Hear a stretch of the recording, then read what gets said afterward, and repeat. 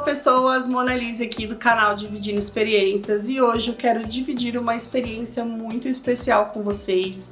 A experiência de leitura do livro Amanhã, da Lúcia Iratsuka, que a gente recebeu aqui no nosso canal através da parceria com a Companhia das Letrinhas. Depois da vinheta, então, eu te conto um pouquinho mais.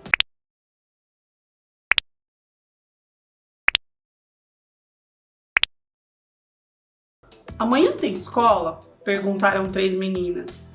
Três gerações unidas pela vontade de trilhar caminhos para outras descobertas.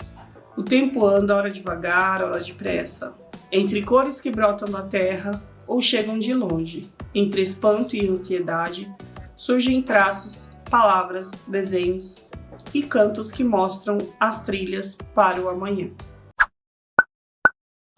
Tudo começa com a história de uma menininha no seu primeiro dia de aula. E até a gente adentrar de verdade a história, a gente meio que fica perdidinho assim no começo.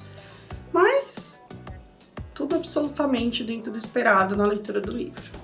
Conforme a gente vai adentrando a narrativa e a gente vai conhecendo mais um pouco dessas personagens, a gente começa a notar algumas questões culturais que não são aqui do nosso país, por exemplo.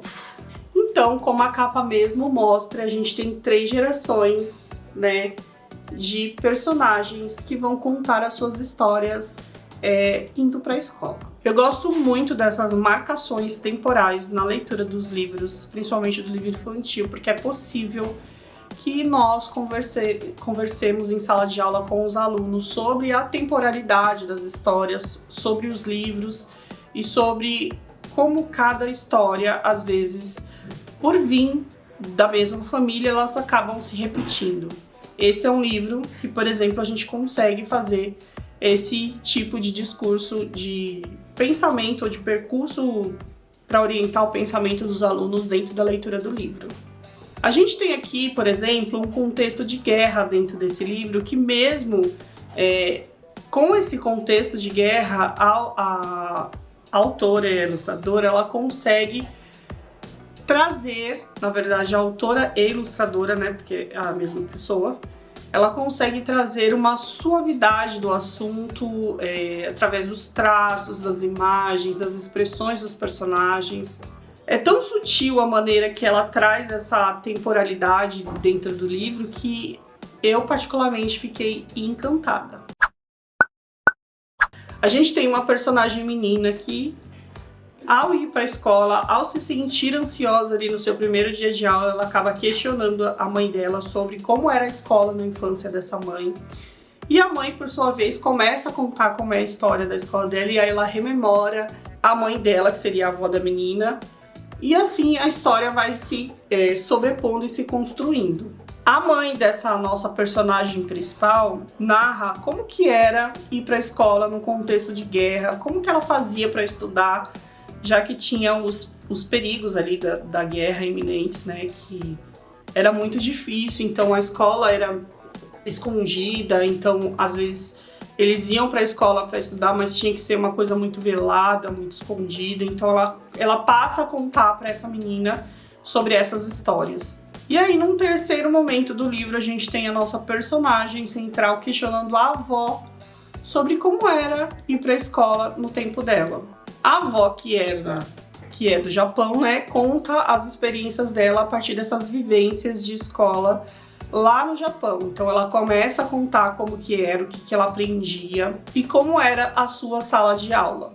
Ela até, inclusive, traz para essa história algumas referências assim do Japão, sabe? Tipo os bambus, o cenário de quando ela ia para a escola, por onde ela tinha que ir. É muito bonito isso na história.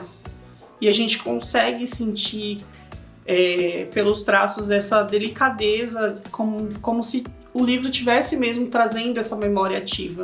Esse livro também tem uma questão que é muito legal, que é a questão sonora do livro. Então ele é um livro muito musical. Ele traz uma canção lá no fim, que é uma canção que representa, que tem base na cultura japonesa, enfim.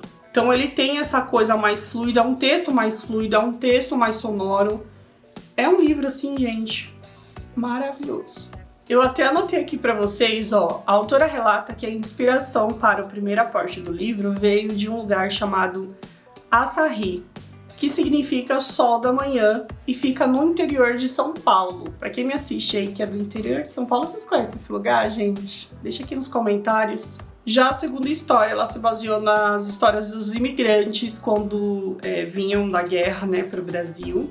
Inclusive a gente tem claramente isso aqui, que teve um momento que na história do Brasil também foi-se proibido a escola, e tem isso também aqui no livro, é bem legal de acompanhar. E a terceira história, por fim, ela foi inspirada nas histórias da sua avó, que viveu lá no Japão muito tempo atrás. Ela também relata que aqui no livro ela usa uma técnica de pintura e de traço que se chama sumie, que é uma técnica muito bonita que eu particularmente não conhecia. Acho muito importante o trabalho com esse tipo de literatura dentro de sala de aula, porque faz, né, referência a outras culturas, traz referências de outras culturas, o que é muito importante e engrandece muito o crescimento dos alunos em sala de aula. Eu acho, inclusive, que esse é um livro que a gente pode trabalhar a cultura japonesa, né, de uma certa forma, e também pode fazer uma conexão com, de repente, trazer o bairro da Liberdade, a arquitetura, por que a maioria dos imigrantes japoneses foram para aquela localidade. Enfim, várias ideias e várias possibilidades de trabalho com esse livro já passaram assim pela minha cabeça. No mais, eu vou ficando por aqui. É isso que eu tenho para te falar hoje. Já deixa o seu like, se inscreve no canal e compartilha esse vídeo com as pessoas que você acha que vão gostar, tá? O link para compra deste livro eu vou deixar aqui embaixo na descrição ou no primeiro comentário, tá bom? Eu espero de verdade que vocês tenham gostado do vídeo. Se inscrevam no canal. E é isso, gente. Até o próximo vídeo. Tchau!